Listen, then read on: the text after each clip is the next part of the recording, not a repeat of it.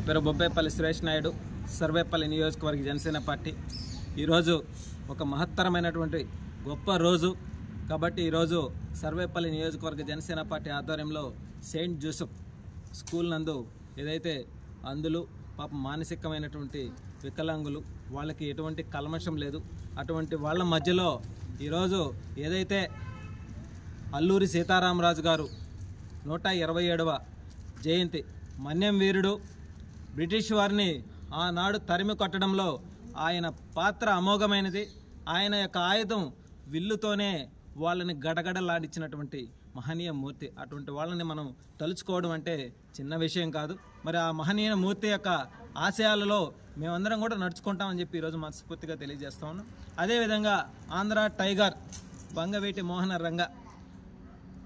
Ranga guarantee పేద బడుగు బలహీన వర్గాల కోసం బెజవాడలో ఆమరణ నిరాహార దీక్ష చేస్తూ ఉంటే ఈ అవినీతి అక్రమ రాజకీయ నాయకులు ఈయన ఎదిగిపోతే మేము దోచుకోలేమనేటువంటి ఆలోచనతో 100 మంది ఒంటరిగా దీక్షలో ఉంటే మూకముడిన బాంబులు దాడి చేసి అతనిని 100 మీటర్ల వరకు పోరాటం చేసి ఆ పోరాటంలో వీరణ మరణం పొందినటువంటి వ్యక్తి మరి వందల సంఖ్యలో 2 తెలుగు రాష్ట్రాల్లో కలిపి ఎన్నో విగ్రహాల నిర్మాణం చేసి ఆయన ఆశయ సాధనలో మేమంతా కూడా పోరాట ప్రతిమతో అడుగులు ముందుకు వేస్తా ఉన్నాం. ఆ మహనీయ మూర్తి యొక్క జయంతి సందర్భంగా ఈరోజు వారికి కూడా మేము తలుచుకుంటూ 77వ జయంతి సందర్భంగా ఆయనకి పాదాభివందనం చేస్తూ ఉన్నాం.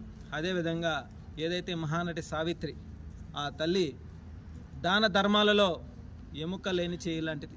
మరి ఆవిడ సినీ రంగమే కాదు, ఎవరు ఏ కష్టం వచ్చినా సరే ఆమె గడప దొక్కితే ఉన్న దాంట్లోనే అందరికీ దాన ధర్మాలు చేస్తూ పోయేటువంటి పరిస్థితి.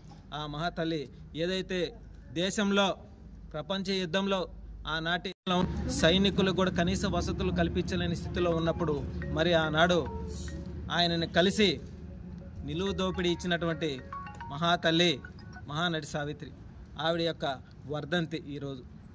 వీళ్ళ ముగ్గురిని కూడా జనసేన పార్టీ నుంచి మేము తలుచుకుంటూ వారి యొక్క ఆశయాలు, వారు చేసినటువంటి సేవా గుణాలు, వారు చేసిన పోరాటాలు, ఒకరు చూస్తే స్వతంత్ర సమరయోధులు, ఇంకొక ఆయన చూస్తే రాష్ట్రం కోసం పేద బడుగు బలహీన వర్గాల కోసం పోరాటం చేసిన వ్యక్తి. జై హింద్, జై భీమ్, జై జనసేన, జై పవన్ కళ్యాణ్.